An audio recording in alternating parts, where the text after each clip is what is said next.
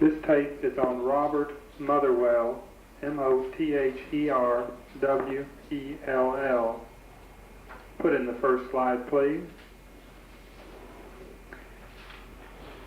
Robert Motherwell was born in 1915. His family moved to San Francisco when he was 3 years old.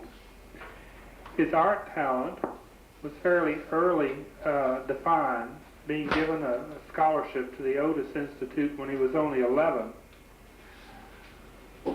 And although his studies throughout his career were aimed more to philosophy than art, he did not decide to take up painting until 1941. But his whole background in studies of philosophy and even his thesis, working on his thesis at Harvard, was on Delacroix. This aimed him in the direction of the more romantic painters, and as an exponent following the Second World War in the late 1940s, as one of the leaders of the abstract expressionist movement in the United States.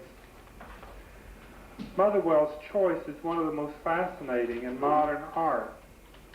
As a young man of 25, a university student, as I said, majored in philosophy, he decided at that point to devote himself completely to painting, a decision which at the time held promise of little but hard work and probably discouragement. Yet in a few short years, he was to find himself one of the leading figures of the greatest revolution in modern art since Cubism, that of abstract expressionism. This is a scene from a photograph taken of him in a studio in 1943 with some of his work around him. The work on the canvas we will see, it's, I believe it's called Design for a Striped Wall. Most of his works are in the abstract vein with some semblance of large patterned areas.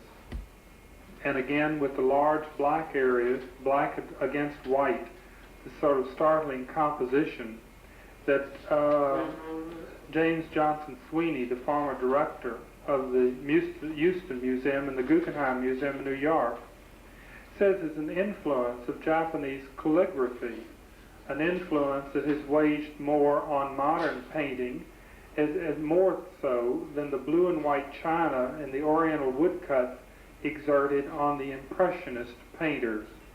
Slide, please. Because of asthmatic attacks, he was not taken into the army during the Second World War and found himself within a group of people around the New York City scene that were vitally interested in the production of this new wording, this new phasing of this statement of art. He, at the right time, found mentors that helped him produce this language, this personal language of his. Following the war, with Peggy Guggenheim's Gallery of the Century, which probably showed the most avant-garde art following the Second World War, and probably the group of the greatest artists ever combined in one single gallery in the United States, he was the youngest member. And even then he was sort of a renegade to the usual people in the gallery, whose whole basis was basically Cubism, founded by Mondrian around 1910. And here it is nearly 50 years later. And the Surrealism of Max Ernst. And he had defined this new statement, these large forms, in completely abstract terms that in an emotional way tied up with sort of political subject matter. Slide, please. His first wife was a Mexican actress, and touring Mexico, some of the revolutionary themes, and this one was called Pancho Villa, Dead and Alive. It's slightly whimsical in its interpretation to us today, and yet it had great meaning for this revolutionary figure, but expressed completely. Do not try to find a portrait of Pontevilla in here, but it has, in abstract terms, the emotional quality of the subject matter. From that point on, probably his greatest series was the Elegy to the Spanish Republic, and something that he remembered as a young man that greatly influenced his work and certainly influenced one of the great masters of the time, Pablo Picasso, was the Spanish Revolution during the late 1930s. Slide, please. His style is always abstract in sort of flat patterns. It has not reached at this point its maturity. We see basic, simple shapes dividing the surface of the canvas, but we don't see the explosive emotional quality until we get to the Elegy series. Most of these are sort of intellectual divisions of the canvas surface with intellectual selections of color. Slide, please. And this painting, I believe it's called Stripes for a Wall. Again, pure design. And many times his canvases are pure design with no emotional thought behind them at all. Divisions of the flat surface. Slide, please. He owes a lot of his background still to the European masters, having studied there in the late 1930s, working on his thesis on Delacroix. And he owes his allegiance a lot to Picasso and to Matisse. The linear quality of Matisse and the sort of the bold, abstract quality of Picasso. Slide, please. This one is called The Voyage, and now we're entering the more mature phase of Robert Motherwell. He reduces his colors to a very simple palette. They eventually end up with basically the two values of white and black, with an addition of cerulean blue for accents in some, and this yellow ochre or gold color in accents in others. But we start getting this strong, flat patterned effect, almost in collage shapes. In fact, he has done some series of collages. In one of his early masterwork series with wash drawings on Japanese rice paper, and seeing how the ink blurs and forms a ghost image as it circles around the spotted inks, that intrigued him, that he did something like 600 studies and experiments on this Japanese rice paper. In The Voyage, you have some basic shapes that he uses. The vertical column shape that usually floats within the confines of the canvas. In some parts it's hooked up to the edge so that it comes from without and then ends within the canvas. And the oval shape, or sort of egg shape, that he will use again in his Spanish Elegy series. The texture is quite thick. Paintings built up, overworked as ideas or arrangements change. Slide, please. This is undeniably a Motherwell, and it is one of the first of the Elegy series. Most of the Elegy to the Spanish Republic series, and he numbered them in Roman numerals from 1 until I think the last one is 58, are fairly large canvases, and they were done over a 3 to 4 year period from around 1956 to 1960. Following 1960, his style broadened even more so than you see in this example, to the one that the Houston Museum has of arrangement of black on white, which is a long 15-foot panel painting with some of the cerulean blue and terracotta colors, and we'll see a black and white reproduction of it in a few minutes. But it has a much more active, carefree arrangement in the composition. In the Elegy series, you have the large columnar forms that are then divided by this oval or egg-shaped form. where paints accidentally dribble. They break out of the sharp confines of the form itself, slightly messying up the surface of the canvas. This gives it a slightly crude effect, but in its crudeness, it gives it a little more impact to an emotional stress on the painting. Here he introduces slightly shaded areas of gray to soften the black and white. There is absolutely no atmospheric light, as was produced in Renaissance paintings, left in this modern work. We have been freed from this by Jackson Pollock and his technique. The gray, all it does is slightly soften the harshness between the two extremes of the value scale. Slide, please. This is a very reddish colored slide. It's also one of the elegy series. It was taken at the Museum of Modern Art in an exhibit that followed its return from Europe of 7 American painters that toured Europe around 1957 and 58. These large canvases are around 8 to 10 feet in dimension. Many times the canvas will be painted in areas of black with overlapping, cutting out the negative areas of white being superimposed on top of the black.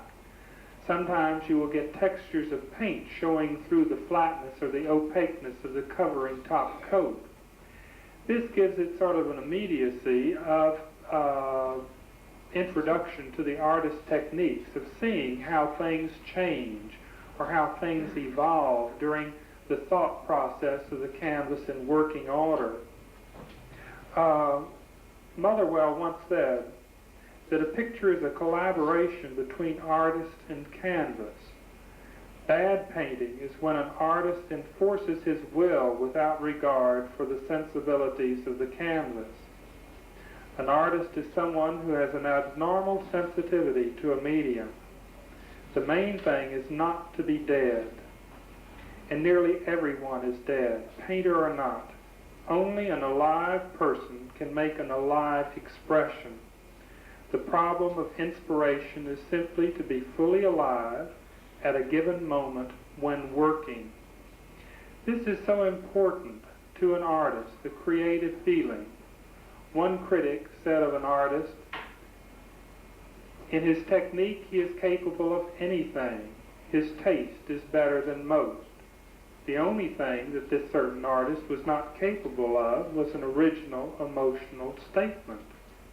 Now this is a damning phrase to an artist when the content of the painting is the most important aspect in the presentation of a work of art, that it evokes feelings from the viewer. Slide, please. This main form followed through the late 1950s and into the 1960s of these large columnar shapes breaking into the canvas surface. The basic colors were the extremes of pure white, pure black, softening with underpaintings of this warm golden or terracotta color. Slide, please. Through his travels in France, he also included, as many artists have, words, symbols of letters, the communication not only visually of what a painting can bring, but of the oral communication of what words would tell a person. This is the central portion of a large painting, Je t'aime.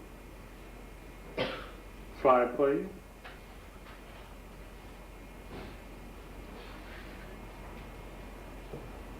Slide, please.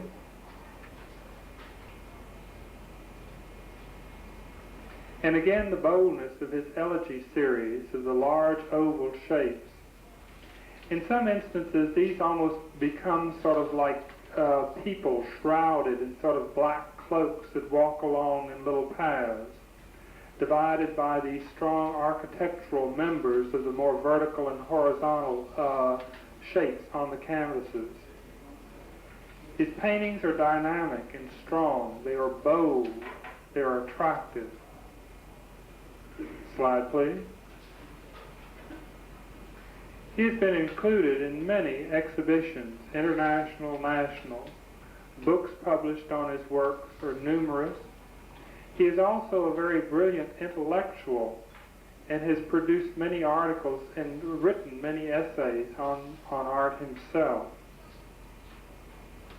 Slide, please.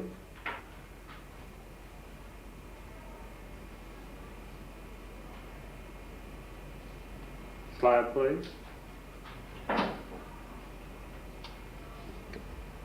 His little gouaches or acrylics that still have the same power can be 17 and 20 inches in dimension. His collages are about the same size. His major paintings are quite a few feet in dimension. Slide, please.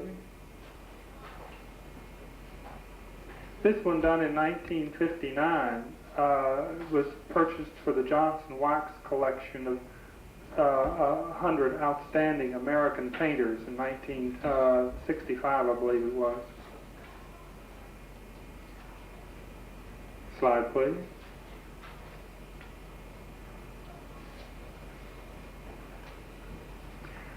Mr. Sweeney mentioned in his in a lecture when the Motherwell painting was exhibited at the museum that the Japanese calligraphy, of the beauty of their and freshness of their writings, of the white against the sharp, the black against the white page, which has a crisp, decorative effect, has influenced many of the modern painters with this flattering that's almost like accidental calligraphy. Slide, please. This is the painting that the Houston Museum owns. Again, the photograph taken in the museum is a little washed and faded out. The black areas are extremely black and sharply defined against the white. In this one, the painting is 15 feet long. And as Mr. Sweeney usually does, they stay unframed. He feels that a frame enhances the painting. It does not enhance the painting at all. That a painting, if it's great enough, will stand by itself without the use of a frame. Frames, he said, are for decorative purposes within a home, not at a museum. So the painting is taped on the sides and it's usually hung in free space against the back wall at the museum because of its size. You have the two bold sort of U shapes that spread across the canvas. The one on the right at once was painted a very bright cerulean blue and then was repainted over in black, so it has a greater opacity than the other one and appears darker. There's some little blue splatters down toward the bottom of the canvas, and then the gold shades or terracotta shades over on the far left. This painting absolutely defeated me the first time I saw it. I just felt absolutely depressed, as if is this what painting is coming to? It seems so careless and grubby and undone. And the more I look at the painting, the stronger and more powerful it gets.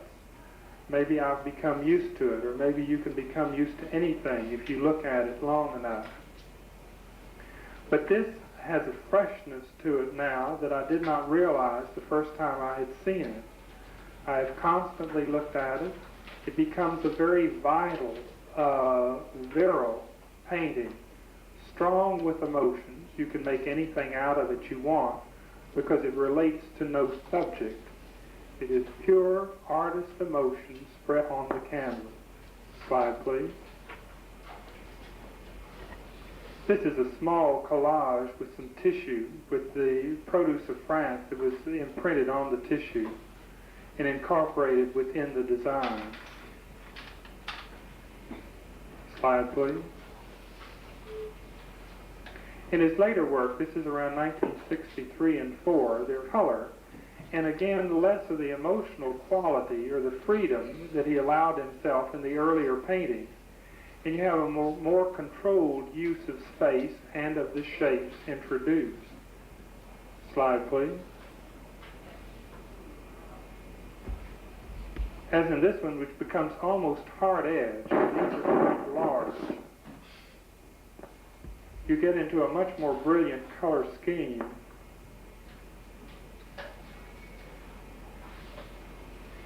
Slide, please.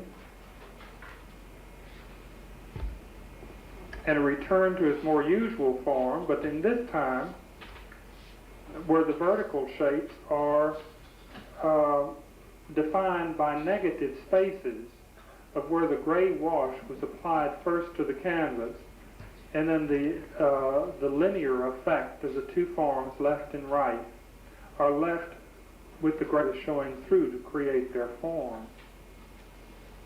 Slide, please. Motherwell has been very active within the group as a New York artist. As I mentioned with de Kooning, the group of artists that were called the 10, or from the 10th Street group. This was a session that was recorded, and it looks like a mirror image, but this was the photograph that was used, of the two ends of the table, and one was just turned upside down than the other in its presentation in the magazine. Slide, please. This is one of the most famous photographs, and probably will be, ever taken of a group of artists since the Renaissance, when you didn't have photographs. Fortunately for us, the modern means of recording history are a little more complete, and our preservation of history means a little more importance to us than it did in previous centuries. All we have of, say, of the Renaissance would be sketches that one artist might have done with the other, or recordings.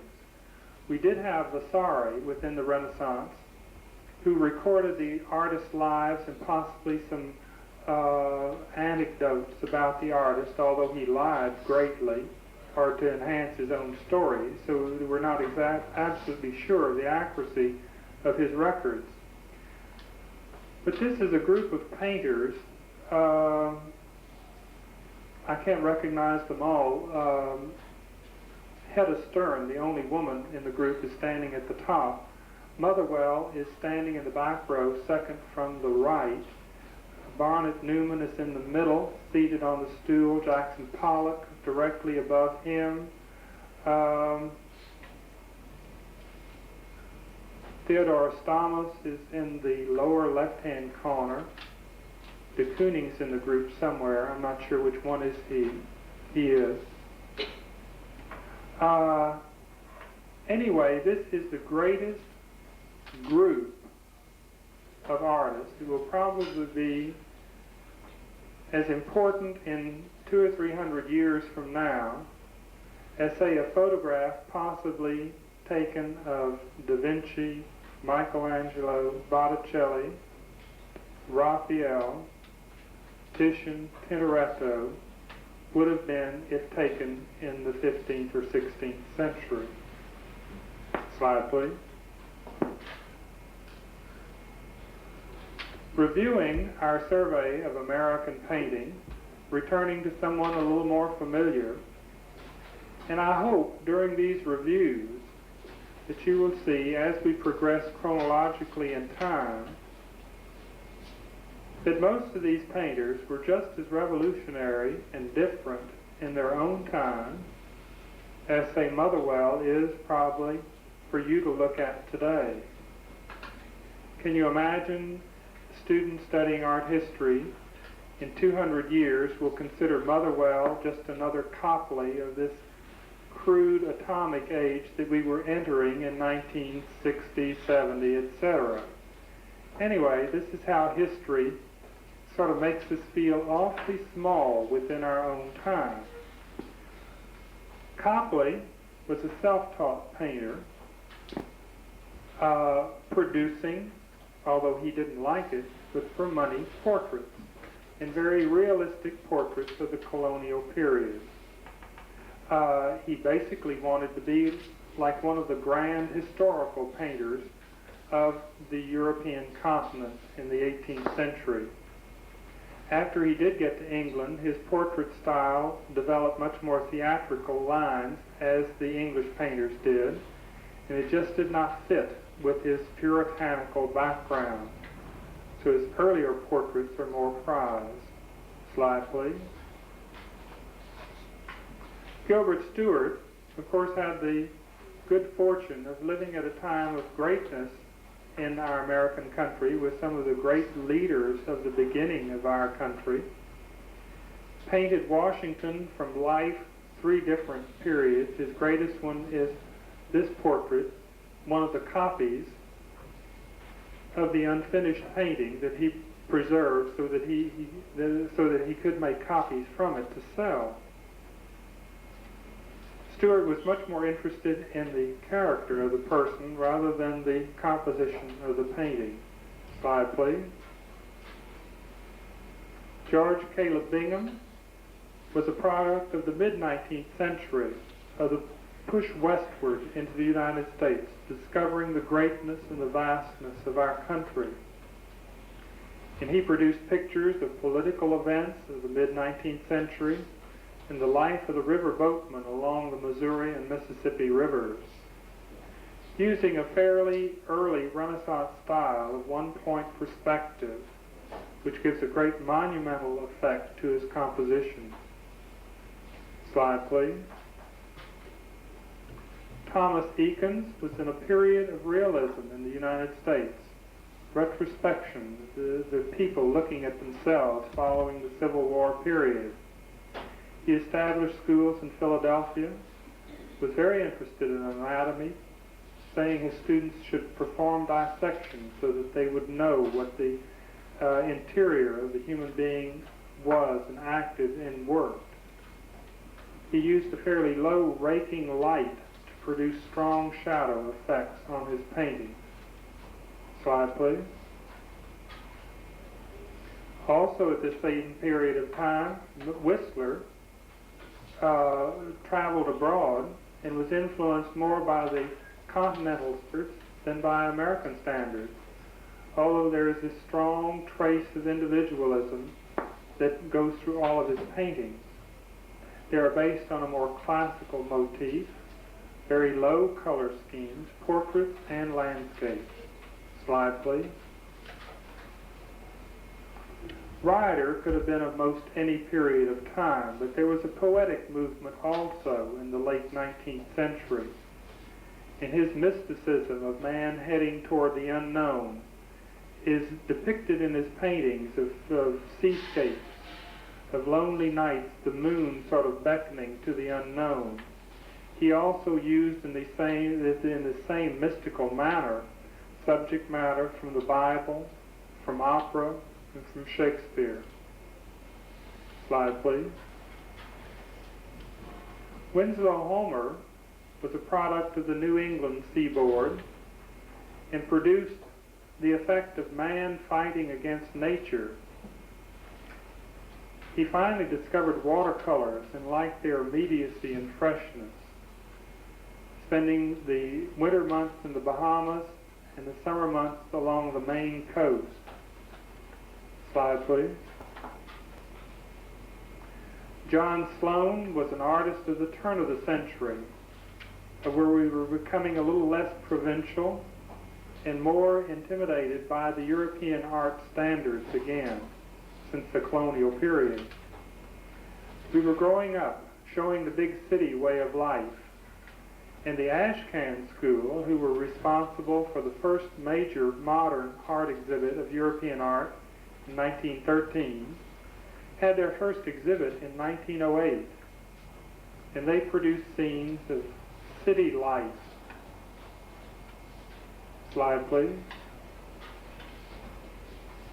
George O'Keeffe was a product of the more sophisticated period following the First World War, the period of the introduction of surrealism into painting and abstraction, pioneering in abstraction.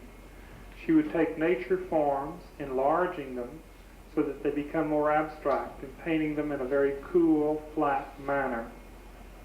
Slide, please. Grant Wood was a product of the isolation period of the Depression years, or following the Depression years, showing the abundance of the American farmland in crisp-edged, well-defined, realistic, stylized, realistic form. Slide, please. Stuart Davis was a modern abstractionist of the war period years, of where life was moving faster, people were getting more involved. He uses bright, modern colors, symbols of modern life. Slide, please. Edward Hopper is a realist American painter who shows the sort of loneliness of small city life. Slide, please. And Andrew Wyatt, limiting himself just to 2 areas of the country, in an extremely realistic fashion, has painted compelling portraits that seem to be able to tie into the spirit of most anybody who looks at them. Not only American people, but European museums also covet his painting. His underlying theme is death. Slide, please. Jackson Pollock, P-O-L-L-O-C-K, one of the first American painters following the Depression period and into the 1940s, who introduced a completely new phase and new style of art, that of completely and totally rejection of any academic standards and techniques, opening up entirely new fields for the artist to follow and conquer. Slide, please. And Willem de Kooning, D-E, capital K-O-O-N-I-N-G, was one of the group called abstract expressionists, using subject matter or abstract terms, but applying it technique-wise into an expression or an emotional content, sort of an explosion of emotion on the canvas. Slide, please. And Robert Motherwell, M-O-T-H-E-R-W-E-L-L, another one of the abstract expressionists, but this time in more flat-shaped patterns, still with the black and white theme of the abstract expressionist. Clear the machine, please.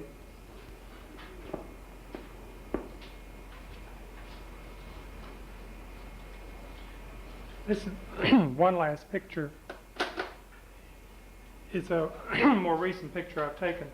It was from a magazine photograph of Motherwell working in the studio.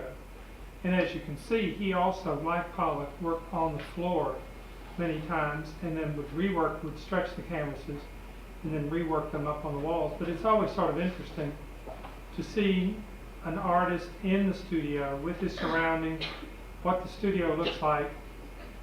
Motherwell's studio is fastidious in comparison to the messiness of Pollock's. There doesn't seem to be a drop of paint on the floor. The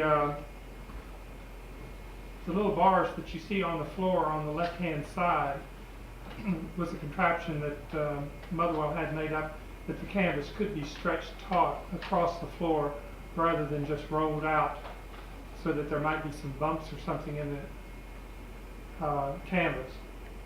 Slide, please. Clear the machine.